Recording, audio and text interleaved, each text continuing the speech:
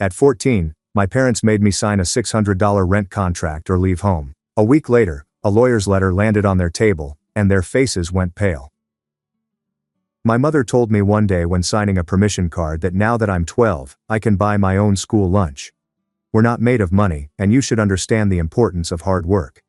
That's when Mother stopped purchasing me basic school materials. When I requested for fresh notebooks and pencils, she replied, "Figure it out. Other kids your age have jobs, so you should consider getting one too." I felt perplexed and embarrassed asking instructors for more materials as my father watched his costly sports package, which cost more per month than the whole school supply list. They had recently purchased a new 60-inch television but were unable to buy a $10 box of pencils. I started babysitting on weekends and walking dogs after school to cover the cost of basic essentials like clothing and food. The embarrassment of wearing too short pants and hole-filled shoes seared in my chest, but I attempted to seem normal. "Look at our little entrepreneur," Dad would say when I arrived home fatigued from work. "Maybe you'll realize why we can't just offer you whatever you want." I'd grin and nod while calculating how to make $25 last for a week of meals. By 13, they had stopped buying me meals and were ordering takeout twice a week for themselves. I'd arrive home hungry to find them devouring restaurant food and empty cabinets. Mom would tell you that you could get a job at the grocery store and purchase your own food like an adult while eating her Chinese takeout. The fragrance of their food made my stomach hurt. But I learned to stay in my room until they were finished, so I didn't have to watch them eat stuff I couldn't afford. I became better at money management than my parents ever were because I had to make every dollar count. While they impulsively purchased electronics and restaurant meals, I investigated each purchase and sought the greatest value. I developed a little business doing yard work and pet sitting that made great money. The irony was that as a teenager, I demonstrated more financial discipline than they did as adults. They still criticized me for being poor since I wore thrift shop clothing. Mom remarked it's humiliating to have a daughter who dresses like she's homeless when I wore a second-hand outfit to a family gathering. "People are going to think we don't take care of you." I wanted to shout since they didn't take care of me and hadn't purchased me clothing in 2 years. Dad would moan to his buddies about how costly children were, while I sat there knowing I had been financially independent since middle school. I extended my business and began generating real money by providing lawn care and pet services to most of the neighborhood. My parents acted as if my achievement was due to their tough love style. Dad would warn people, "Watch what happens when you stop enabling kids and make them work for what they want. She understands the worth of a dollar, unlike these spoilt brats whose parents give them everything," he added while drinking $40 bottles of wine and playing golf at the country club. But then Dad lost his job and their attitude toward money shifted dramatically. "We're having financial difficulties," Mom stated, and she asked if I might lend them money for groceries. "Just until your father discovers something new." I watched them panic about missing their mortgage payment while I had spent years budgeting down to the last penny. They had no savings despite earning a respectable living because they had spent every dollar on wants rather than requirements. Dad replied, "You've got all that money sitting in your account," when I refused to give them cash. During difficult times, family members support one another. I reminded him that when I was 12, I was supposed to help my family and eat peanut butter for dinner every night. "That was different because we were teaching you responsibility," Mom remarked, as if that made sense. "This is an actual emergency." They continued asking for money every few days and becoming angry when I declined. Dad stated, "You're being selfish and ungrateful after everything we've done for you," during one of his pleading bouts. "We could have booted you out years ago, but we allowed you to stay here for free." I explained that allowing your minor child to live in your home was the legal minimal obligation for parents. "Don't be clever with us when we ask for aid," Mom yelled back. I was calculating my funds and preparing to leave for college when both of my parents approached me in the kitchen with serious looks. "We've been discussing, and we believe it's time for you to begin contributing to household expenditures," Mom added, with Dad nodding behind her. "You're 14 now, and you earn a nice living, so it's only right that you pay rent." Dad approached with a contract in his hands. "You may either pay $600 per month with utilities, or find another place to live." I glanced at the document Dad was holding, and my thoughts went utterly blank for a moment. The paper had official-looking headers and signature lines. $600 a month plus utilities meant that I'd be spending nearly all of my earnings, leaving nothing for food or emergencies. I quickly calculated the numbers in my thoughts. In a good month, I earned around $700 from my lawn care company and pet sitting. This house's utilities bill increased by at least $200 during the summer when they turned on the air conditioning. That would leave me with around $100 for everything else, including food, clothing, school materials, and mower gas. My parents were watching me as if they expected me to just sign. Mom crossed her arms and Dad held out a pen. I said I needed time to think about it and went to my room before they could protest. Dad called after me for being theatrical, but I closed and shut my door. My hands trembled as I brought out my budget notebook and ran the figures, which confirmed what I already knew. This would demolish all I've created. For the past 2 years I've been quite frugal. I've saved over $1,500 for emergencies and college application expenses. If I paid them rent, my funds would be depleted in 3 months, leaving me with nothing to cover the essentials they stopped supplying. I write out several situations, but they all finish in the same manner. There is no version of this that works without leaving me hungry or losing my business equipment. My eyes are moist, but I'm not sobbing, so the notebook pages are a little blurry. I'm simply upset and afraid, trying to figure out what to do. That night I lie awake on my phone, investigating whether parents may legally charge rent for their underage children. The answers are difficult and vary by state, but most authorities agree that parents have a responsibility to give basic assistance until their children reach the age of 17. Some forums have individuals claiming that when they were adolescents, their parents charged them rent, which was okay. Others believe it is neglect if the parents do not provide food and basics.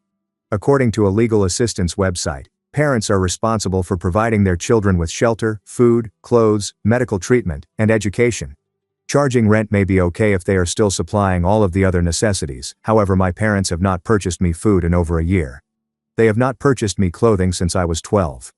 I screenshot everything that appears relevant and store it to a folder on my phone. Around 1 a.m., I eventually fell asleep with my phone still in hand. When my alarm goes off, I'm fatigued, and my eyes ache from seeing small print for hours. The next morning, I inform my parents that I won't sign anything until I talk to someone at school about it. We're in the kitchen, and they're having breakfast that they purchased for themselves. Dad's face goes crimson, and he begins ranting about disrespect. He claims I am being ungrateful and that they have every right to charge me rent. Mom gets in, claiming I'm acting like a spoilt brat who believes she's too wonderful to serve her family. Despite my racing heart, I remain cool. I tell them that I just want to make sure I understand everything before signing a formal contract. Dad smacks his coffee mug on the counter, spilling coffee everywhere. He approaches me, but I take my backpack and leave for school early. I can hear him shouting behind me as I go down the driveway, but I don't glance back. My hands shake again as I unlock my bike. The trip to school generally takes 10 minutes, but I finish in about 7 since I'm cycling so hard. I'm hardly paying attention in my morning courses, trying to find out who I can trust with this. My math teacher is teaching something about equations, but I am simply looking at my notepad. In English, we're meant to perform group work, but I inform my group that I'm not feeling well and sit alone. Mrs. Carter, the school counselor, has always been friendly when I've met her in the hallways. So, around lunch I go to her office. The main office secretary inquires whether I have an appointment. I tell her it's an emergency, and she glances at me for a moment before picking up the phone. Mrs. Carter emerges a few minutes later and leads me into her office. She's presumably in her late 30s, has gray hair, and is wearing a cardigan despite the fact that it's warm. Her workplace features plants on the windowsill and encouraging pictures on the walls. Mrs. Carter listens to everything without interrupting, and when I'm finished, she appears really concerned. I tell her about being 12 when they stopped purchasing lunch and supplies, about working since middle school to finance food and clothing, about them ordering takeaway while I ate peanut butter, about the closed pantry, and about Dad's contract that I must sign. She writes in a notepad and nods. After I finish talking, she asks whether I feel comfortable at home and if my parents have ever been physically aggressive, which they have not. She inquires whether they've ever hit me or threatened to injure me. I tell her, no, they've never done that. They just stopped taking care of me financially, and now they want me to pay them. Mrs. Carter's countenance becomes serious, and she taps her pen on the desk. She says that, while she is not a lawyer, charging a kid rent raises severe concerns regarding parental responsibilities. According to her, parents are responsible for their children's fundamental needs until they reach the age of 17. If they charge rent yet do not provide food or clothing, this may be termed neglect. She opens a drawer and takes out several leaflets regarding free legal aid services. She asks if I'd be okay with her making some calls to link me with someone who can provide actual legal counsel. I tell her, yes please. I need help figuring this out. Mrs. Carter takes up her phone and walks outside for a minute. Through the window in her door I can see her chatting to someone and taking notes. When she returns, she informs me that she left a message with legal aid and that they should call back within a day or so. I agree and feel a tremendous weight lift just by giving someone the truth. For the past 2 years I've been handling things on my own and pretending it's normal. Having an adult listen and take me seriously makes me want to cry, but I keep it together. Mrs. Carter also assists me in applying for free lunch directly in her office, something I should have done years ago but was too ashamed. She opens the form on her computer and assists me with filling it out. She thinks there's nothing to be ashamed about and that many pupils utilize the service. The application inquires about household income and family size. Mrs. Carter assists me in explaining that my parents do not offer food money, despite the fact that they live in the house. She submits it online and states that I should be authorized within a few days. When I leave her office, I feel lighter than I have for months. Someone is aware, and assistance is being provided. I am not fully alone anymore. The next day, I meet with Daniel Lawson from Legal Aid, who explains that young children must be provided with food, housing, and basic requirements by their parents. Mrs. Carter scheduled the meeting and took me to the Legal Aid office downtown after school. Daniel seems younger than I imagined, possibly in his early 30s, wearing glasses and a tie. His workplace is tiny, with file boxes packed everywhere. He asks me to sit down and brings out a yellow notebook. He asks that I start from the beginning and tell him everything. I read the entire narrative again, and he takes notes throughout. When I reach to the section concerning the rental agreement, he stops writing and looks up. Charging rent may be deemed neglect if it hinders people from performing their commitments, he argues. He emphasizes that parents are legally obligated to support their underage children. They cannot just decide to stop supplying needs and charge rent instead. Daniel asks extensive questions regarding what my parents provide and what I pay for myself. When I mention everything, food, clothes, school supplies and toiletries, his look becomes more serious. He organizes everything into 2 lists: provided and not provided. The not provided list is much longer. He inquires about their salary and whether they are truly struggling financially, or simply prefer not to spend money on me. I tell him about the sports package, the golf membership, and the restaurant meals, how they had a lot of money until Dad was laid off a few months back. Daniel nods and continues writing. He inquires whether I have any proof of what I'm telling him. I show him images from my phone of their takeaway orders heaped in the garbage while my cabinets were empty, photos of the closed pantry, and my budget notebook, which shows every dollar I've made and spent over the last 2 years. Daniel examines everything attentively, and his jaw tightens. He shuts the notepad and settles back into his chair. Daniel assures me that this record is strong proof and just what we need if things worsen. He says that he may send my parents a formal letter clarifying their legal responsibilities as parents of a minor kid. The letter will highlight particular state legislation pertaining to food, housing, clothes, and basic essentials. It won't compel them to change their ways, but it could make them understand they can't simply push me out or demand all of my money. Daniel claims the letter will be professional and accurate, not threatening, but it will make it obvious that their acts may be deemed neglect. He asks whether I want him to email it, and I quickly agree. Having something formal from a lawyer gives me a sense of security I have never had before. Daniel prints out some information papers regarding my rights and instructs me to continue capturing everything. He also provides me with his direct phone contact in case things escalate rapidly. The meeting finishes with him promising to mail the letter within a few days. That evening, I was cooking up ramen in the microwave when my folks walked into the kitchen. They had that serious expression on their faces again, which indicates that they are going to corner me. Dad crosses his arms and asks whether I've considered the rent contract. I take a deep breath and explain that I spoke with a lawyer from Legal Aid. Mom's face turns paler, and Dad's jaw tightens. I explain that I've learned that parents must provide basic essentials for their children regardless of whether they pay rent.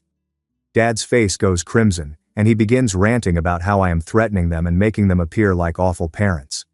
His voice becomes louder with each phrase, and I can feel my heart racing, but I maintain a cool demeanor. Mom bursts into tears, accusing me of being ungrateful after 14 years of providing for me.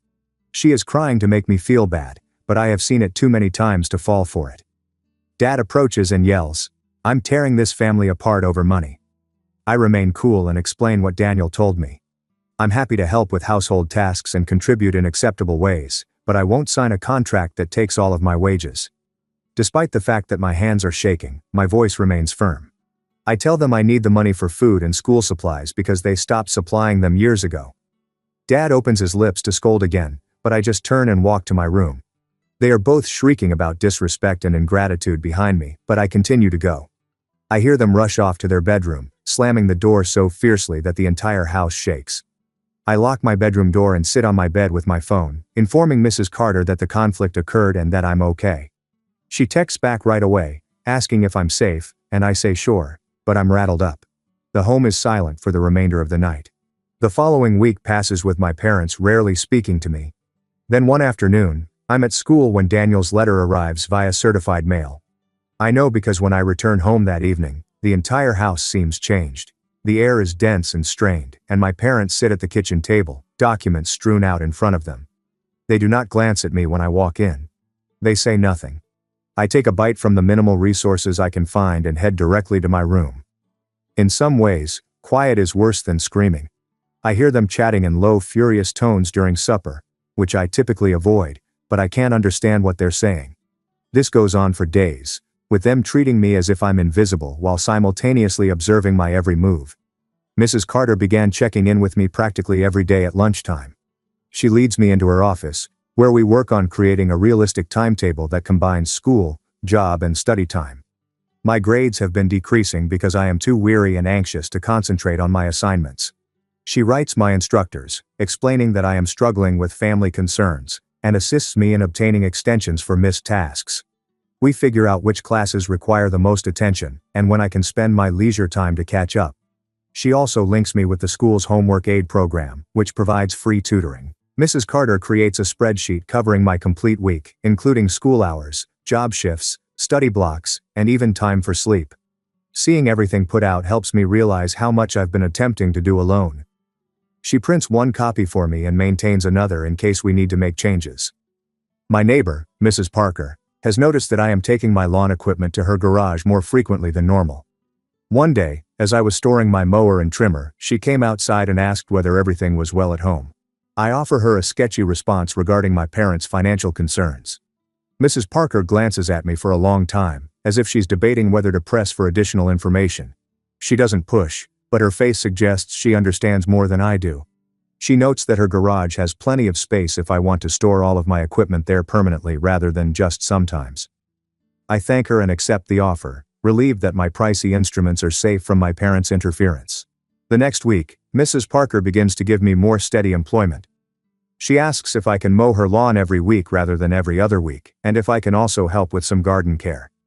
She pays me ahead for the entire month, which allows me to budget better and feel less stressed about money. While I'm working in her yard one Saturday, she offers me lemonade and casually remarks that her guest room is available if I ever need a place to stay. She says it in a lighthearted tone, as if she's simply conversing, yet her eyes are serious. I thank her and say how much I appreciate it. Having that alternative in the back of my mind helps me feel less confined. At home, things worsen in subtle ways. My parents lock the pantry door and begin counting each thing in the refrigerator. They do not legally refuse me food, but they make it plain what I am permitted to touch. Certain shelves in the refrigerator are off limits, and the pantry is closed except when they are present to oversee. It's their technique of managing my diet without breaking any evident restrictions. I go home from work hungry and find the cupboard shut with a note stating that they'll be home at 8. Meanwhile, I can smell their leftover Chinese food in the fridge. But I'm not supposed to touch it. I start capturing everything on my phone, as Daniel instructed. I snap images of the closed pantry with timestamps. I photograph the empty cupboards that I am permitted to enter, revealing that there is virtually nothing there. When my parents order takeaway, I photograph the bags and containers in the garbage. Then I take shots of my own meal, which is generally peanut butter on toast or simple noodles. I took a snapshot of our bank statements, which showed their restaurant charges. Every piece of evidence is saved in a folder on my phone and then backed up to a cloud account that they cannot access. Daniel responded, "Evidence matters if things escalate to court or child services." I never imagined myself creating a case against my own parents, yet here I am, snapping photographs in my own kitchen as if I were gathering evidence for a criminal investigation. Ryan Brooks comes by my register during a slow spell the following shift and leans on the counter. He watches me check my typical lunch items, which are the cheapest in the shop, and then looks at me with an expression of understanding rather than pity. He notes that they have opportunities for extra hours if I'm interested, and the income will assist with whatever I'm going through. I accept quickly since a more consistent income means less worry about paying rent or buying food. He instructs me to come by his office after my shift to complete the paperwork, and I thank him as I pack my crackers and peanut butter. I fill out the documents the same day, and Ryan assists me in updating my work permit to allow for longer hours because I am still 14. The new schedule begins later that week, with 3 weekday evening shifts and entire weekends, resulting in consistent revenue. But it also means less time for schoolwork, and I'm already behind in 2 subjects due to the stress at home. Mrs. Carter spots me falling asleep in study hall and pulls me away to inquire what's going on. I explain about the increased work hours, and she does not lecture me on priorities or advise me to quit my job, as some adults might. Instead, she assists me in creating a study plan that allows me to catch up on tasks throughout every free time and lunch break.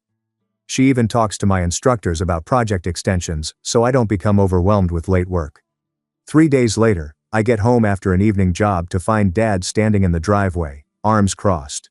Before I even get out of my car, he starts ranting about how he knew I was getting free lunch at school. Someone from church must have spotted my name on a list or something since he knows information I never gave him. He accuses me of making them appear like deadbeats who can't even feed their own child, and that my poverty act is insulting to the entire family. I try to move by him toward the home, but he blocks my way and continues to talk about how others at church are surely chatting about how bad their parents must be. His voice becomes louder with each phrase, and I notice Mrs. Parker's porch light turning on across the street. She walks outdoors and stands on her doorstep, arms folded, observing us. Dad spots her standing there and lowers his voice to an angry whisper, but I can see his jaw straining and his fingers tighten at his sides. He tells me the conversation isn't finished and goes back inside, slamming the door so forcefully that the windows rattle. The next weekend, I return home after cutting lawns to discover my equipment in the center of the yard, thoroughly saturated from the morning shower. My parents insist they had no idea it was going to rain and wanted to move the car out of the garage for errands. But my mower won't start, and when I inspect the engine, I notice water damage that will cost more to repair than the mower is worth. I sit on the damp ground, gazing at my wrecked equipment, and I feel like crying for the first time in months.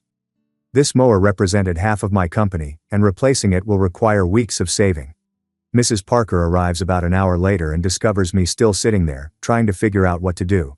She stares at the wrecked mower and then at my parents' car sitting in the driveway, asking no questions about what occurred. She instructs me to bring all of my equipment to her garage right now, and that I may keep everything there permanently so that this never occurs again. I pick up my trimmer and other equipment and accompany her across the street, pleased that at least one adult in my life is willing to assist rather than sabotage me. Back at work, Ryan Brooks invites me into his office and offers me a permanent part-time employment with defined weekly hours and a minor raise. The steadiness allows me to manage my budget rather than scrambling for inconsistent yard job money. Every payday, I can depend on a particular amount to cover my meals and other expenses. He also says that employee discounts extend to groceries, which will make my food budget go much farther. That following week, I was rearranging my room when I noticed Dad searching through my belongings. My bank statements are out of order, and there are fingerprints on the documents in my desk drawer. I approach him about it, and he behaves as if it is his right to know what I am doing with my money because I reside in his home. Daniel's voice lingers in my thoughts as I consider keeping my funds separate. So I go online and set up a prepaid debit card account that only I can access. I transfer the majority of my money and set up direct deposit from work, so my parents can no longer check my income. Daniel stated that documentation is important, and this is an additional layer of security. Someone allegedly approaches Dad directly about the rent problem at church on Sunday morning since he returns home enraged by others chatting about our private affairs. He bangs things around the kitchen, while Mom sits at the table, humiliated and refusing to make eye contact with anybody. She repeating they should never have said anything to anybody, but Dad claims they didn't, implying someone else is speaking. I sit in my room and listen to them dispute over who found out and how to deal with the stories that are now circulating in their social circles. Mrs. Carter sets a mediation meeting at the school on the following Wednesday with my parents, herself, and a district social worker. We all sit around a conference table, and the social worker explains that her role is to assist us in reaching a mutually beneficial arrangement. My parents instantly start complaining about how rude I have been and how I refuse to aid the family at difficult times. Dad brings up every perceived slight from the previous month, while Mom agrees and adds her own instances. The social worker listens intently before redirecting by asking what particular help my parents presently give. The room becomes silent as they try to mention genuine expenses outside the roof over my head. The social worker inquires about food, clothes, and school supplies, and my parents respond vaguely about teaching responsibilities. She asks me directly what I buy for myself, and I detail everything while my parents sit there, looking uncomfortable. After about 45 minutes of back and forth, we strike a temporary deal in which I will not pay rent for the time being, but will contribute by doing additional jobs around the house. The social worker documents everything in detail, including which duties, how frequently, and what my parents agree to offer in exchange. She prints copies for all of us and says, "This is a working agreement we'll revisit in a month." My parents sign it, looking unhappy but agreeable, and I grab my copy, knowing that this piece of paper would provide me with something formal to point to if they try to change the terms later. A few days later, I'm driving home from school and notice Dad packing his golf clubs into someone's car in the driveway. He passes over the clubs and accepts payment from the buyer before watching the automobile drive away with a sorrowful expression on his face. Inside, he is counting money at the kitchen table, and I hear him say something about paying the credit card company before they sue him. He doesn't ask me for money for the entire week, which seems like progress, even though I can sense he's sad over losing his golf equipment. Mom surprises everyone by saying that she has been recruited to work part-time at a retail business in the mall. She starts the next Monday and returns home that first day moaning about standing for 6 hours straight and dealing with nasty clients. Every evening after her shifts, she complains about being fatigued and her feet hurting. But it's strange seeing her work for the first time in years. The additional money is beneficial since we are eating cheaper meals at home more frequently instead of buying takeout. Mom cooks spaghetti with basic sauce, rice and beans, and inexpensive chicken meals. It isn't glamorous, but it means I won't be hiding in my room eating peanut butter sandwiches while they dine at the restaurant. I actually sit at the table with them throughout supper, which hasn't occurred in ages. Mom and I find ourselves alone in the kitchen one evening, cleaning dishes while Dad watches TV. She's scrubbing a pot and suddenly remarks that her parents were quite tight about money while she was growing up. She claims they made her account for every dime and never allowed her to buy anything pleasurable. It's not an apology, and she makes no reference to how she's treated me, but it's the closest she's ever been to explaining why she behaves the way she does. I just nod and continue drying the dishes since I don't know what to say. Dad receives a call for an interview at a warehouse across town, and his entire demeanor shifts. For the first time in weeks, he appears optimistic, discussing wages and perks while browsing the company's website. The anxiety in the house eases slightly as we wait to hear if he advanced to the next round. I used part of my funds to send my lawnmower to the repair shop since the engine has been acting strange.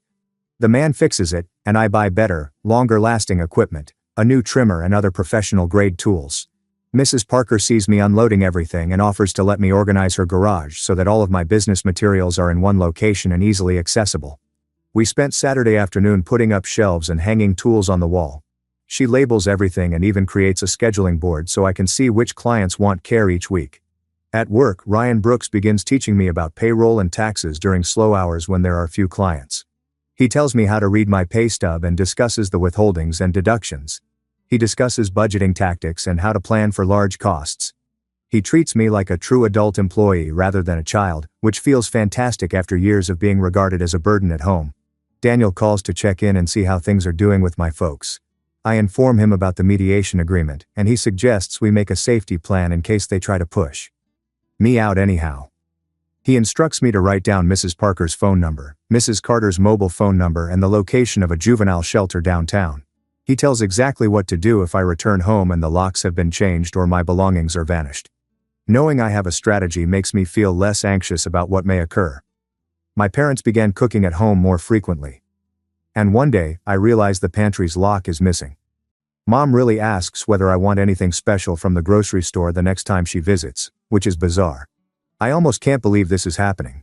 She notes that I favor wheat bread and a certain type of peanut butter. It seems unusual yet fantastic to be able to eat like a normal child. Then I pass by the kitchen counter and notice the cable bill sitting there, with the payment amount highlighted. When I pick it up, I find that the sports package that Dad had canceled a few weeks prior has been reinstated. They're already reverting to their old spending habits after making so much progress by selling the golf clubs and reducing costs. The cost is about $70 more than it was, and they have not even addressed it to me. I put the paper down and walk back to my room, feeling the old irritation rise in my chest.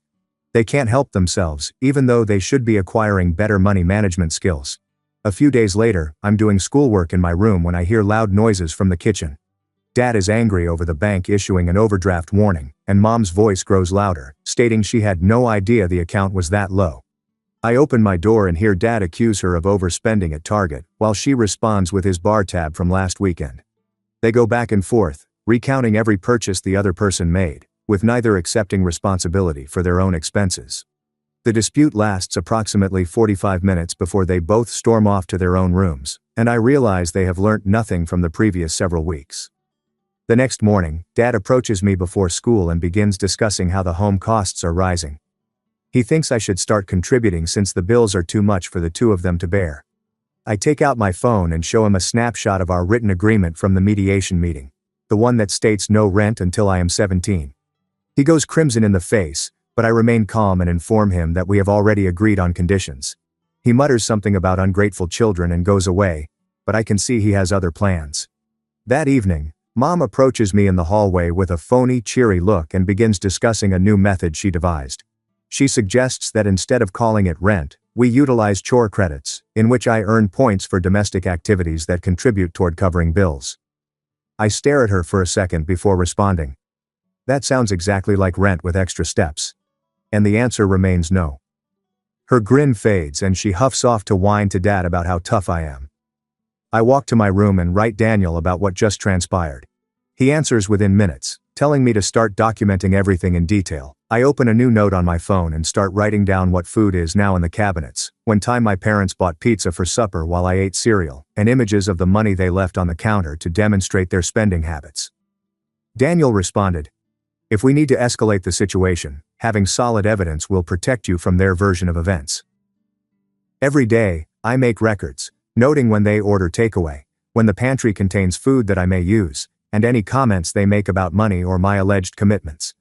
The documenting makes me feel less helpless since I'm creating a record of what actually happens rather than what they pretend. 3 days later, I'm at school when Mrs. Carter summons me to her office and displays an email she's writing to my parents. The message is professional and kind, but the warning is clear. If the agreed-upon requirements of our mediation are breached in any manner, she must file a formal report with Child Welfare Services. She asks whether I'm good with her mailing it, and I say yes, knowing my parents would be outraged but also understanding they need this boundary maintained by someone in charge. She presses submit as I'm sitting there, and I watch the email escape into the ether, bound for my parents' inbox, where it will undoubtedly spark an explosion. That Saturday, I was working my shift at the grocery store, replacing shelves in the cereal aisle, when I noticed Dad walking through the front doors. My stomach lowers because he's not here to shop, judging by the furious expression on his face and the way he scans the store for me. He notices me and goes straight over, his voice rising as he rants about how I'm making them look like bad parents and turning everyone against them. Customers are stopping to stare, and I can feel my face flaming with humiliation as he continues to shout about ingratitude and contempt. Ryan Brooks emerges from the back room and goes forward gently, putting himself between me and Dad. He informs my father, in a forceful but courteous tone, that he must leave the store. Dad starts claiming that he has the right to speak to his own daughter.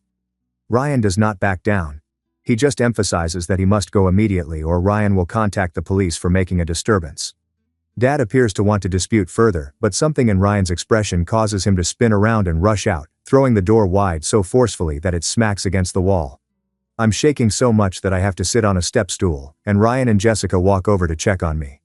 Ryan responds, "You did nothing wrong, and we have your back completely," as Jessica takes out the incident report form and begins writing down everything that happened, including timings and details. She informs me, matter-of-factly, that if Dad returns to the business, they will not hesitate to contact the police for trespassing. Knowing they're serious about protecting me makes me feel more secure than I have in months. After my shift, I went directly to Mrs. Carter's house because she provided me her address for emergencies. I tell her everything about the shop incident. Her expression becomes more disturbed as I speak, and when I finish, she says she has to file that complaint with child welfare right away, since my father coming up to my employment to confront me crosses a significant line. The next day, a woman called Ms. Donovan contacts my mobile phone and presents herself as a caseworker, stating that she wants to organize a house visit to examine the issue. My entire body feels chilled and relieved since I sought assistance, but I'm also concerned about what occurs next, and whether this will exacerbate the situation. Ms. Donovan organizes the visit for Thursday afternoon, saying she'll need to talk with me privately, check the house and go over some financial information with my parents. When I notify my parents about the visit, they jump into panic mode. Mom begins deep cleaning each area as if we were prepared for a military inspection, scouring baseboards and arranging closets that had not been touched in years. Dad advises her on what to say, preparing responses about how they offer everything I need and saying that I'm overreacting to regular family arguments. I listen to them practice their version of events and decide not to participate in any of it. When Ms. Donovan arrives on Thursday, I want to give her the truth gently and let her form her own judgments based on facts rather than my parents' spin. Thursday arrives, and Ms. Donovan arrives on time. A lady in her 40s with a professional but kind approach, carrying a tablet and briefcase. She starts by asking all three of us basic questions about our household and daily habits. She then begs to talk with me alone in my room. I show her my budget notebook, my documentation of food availability and spending habits, and bill photographs from my phone. She doesn't appear startled or judgmental. She just takes notes and asks clarifying questions about particular incidences and timings. After speaking with me for over an hour, she goes through the house room by room, inspecting the pantry and fridge and taking her own photographs. Finally, she sits down with my parents in the living room, and I am invited to join them. Ms. Donovan speaks plainly and clearly, informing my parents that charging rent to a minor kid is wrong and may constitute neglect of their legal obligations. She says that they must guarantee that I have regular access to food and other essentials, and she will be monitoring the situation through follow-up visits. My parents nod and agree to everything she says, their faces a combination of shame and disdain, but I can tell they understand she's not offering suggestions, she's establishing rules they must obey. Ms. Donovan packs her tablet and folder and proceeds to the door, my parents following her with tight grins. The moment her car pulls away from the curb, her phony friendliness vanishes. Mom rushes directly to the cupboard and removes the lock without saying anything, throwing it away with more force than required. Dad takes out his phone and begins reading through employment postings while sitting at the kitchen table, his mouth tight.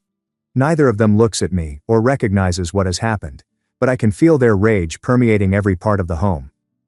Over the following several days, they buy food and put them where I can find them, but they arrange the goods in a planned manner, as if they want me to know they're only doing this because they have to. Mom sighs loudly every time she puts food in the fridge, while Dad mutters under his breath about government overreach and individuals who don't mind their own business. The rent contract disappears off the counter, but no one discusses it, as if pretending it never existed could somehow resolve the matter. I maintain my paperwork up to date nevertheless, taking images of the open pantry and stocked fridge in case things change again. 2 weeks after Ms. Donovan's visit, Dad begins his warehouse work on the night shift loading trucks. He departs for work around 9 p.m. He returns home at 6 a.m., resting the most of the day before waking up to eat dinner and go again. Everything he does reflects his fatigue, from his slower movements to how he falls asleep on the couch before his alarm goes off. The good news is that he's too weary to start conflicts over money or anything else, making the nights more peaceful than they've been in months. Mom appears pleased to have him out of the home at night, and she stops walking on eggshells, waiting for the next argument to begin. I returned home from school one afternoon to find Mom seated at the kitchen table, worksheets spread out in front of her. She notes that her work provides free financial literacy seminars during lunch breaks, and she has decided to attend one. The spreadsheets include basic budgeting, cost tracking, and saving objectives, all of which I learned years ago out of need. But seeing Mom actively engaged with the content and taking notes surprised me because she has never exhibited an interest in money management before. She asks me a few questions about how I track my business's income and spending, and for the first time, we have a normal talk about money without anybody becoming defensive or upset. It doesn't solve everything, but it feels like a modest step towards something better. My daily routine will settle into a regular rhythm during the following month. I get up, go to school, work my afternoon shift at the grocery store, return home to finish schoolwork, do my allotted duties, and go to bed at a fair hour. The consistency means I'm no longer always weary, and my grades are gradually returning to where they were before the stress. Teachers note the change, and a few express their delight to see me performing better. I'm not always calculating how to stretch $25 or wondering if there'll be food when I get home.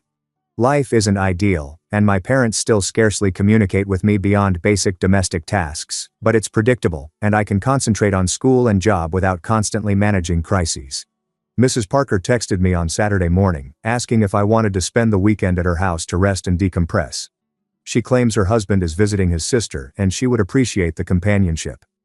Plus, she is aware that things have been stressful in my place.